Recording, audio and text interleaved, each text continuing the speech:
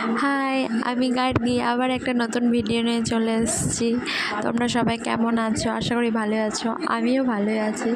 আজকে আমাদের বাড়িতে ফার্স্ট টাইম মা লঙ্কার আচার বানাচ্ছে। লঙ্কার আচার বানানোর জন্য দেখো আমি গ্যাসে মশলাগুলো ভেজে নিচ্ছি।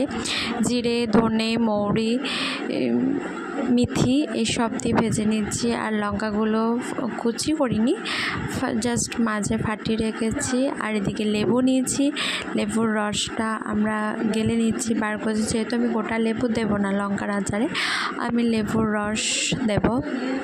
মশলাটা আমার ভাজা হয়ে গেছে, এবার আমি ঠান্ডা করে নিচ্ছি মশলাটাকে।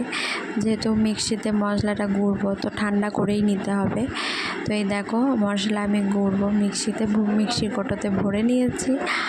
আর এদিকে মশলা আমার বাটা হয়ে গেছে, আর মা লঙ্কাগুলো ভালো করে বীজগুলো বার করে নিচ্ছে যাতে একটু ঝালটা কম হয়। যেহেতু আমি ঝাল খাই, বাট খুব কয়েকটা ঝাল খাই, লঙ্কার আচার মানে তো ঝাল হবে। লঙ্কার মধ্যে একটু লেবুর রস আর নুন মা দিয়ে দিচ্ছে, মাখিয়ে রেখে দেবো প্রায় মিনিমাম 10 মিনিট। লঙ্কা, লেবু, নুন দিয়ে মাখিয়ে 10 মিনিট রেখে দেবো, তাহলে ভালো হবে, ভালো করে মুছবে। মাখিয়ে এই দেখো মা মাখাচ্ছে ভালোভাবে, বেশ মাখানো হয়ে যাচ্ছে। তো ওটা ঢাকা দিয়ে রাখতেই হবে 10 মিনিট।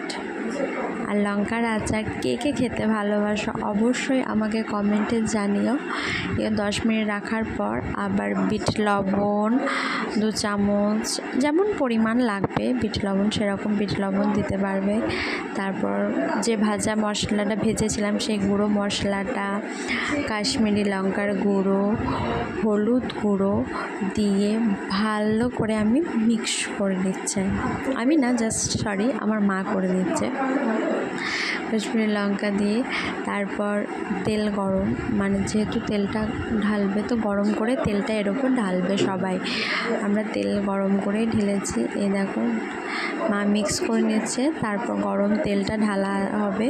যেহেতু আমাদের তেল গরম হয়ে গেছে, তারপর কাচের বয়ামে ভরে রেখে দিলেই রেডি আমাদের লঙ্কার আচার।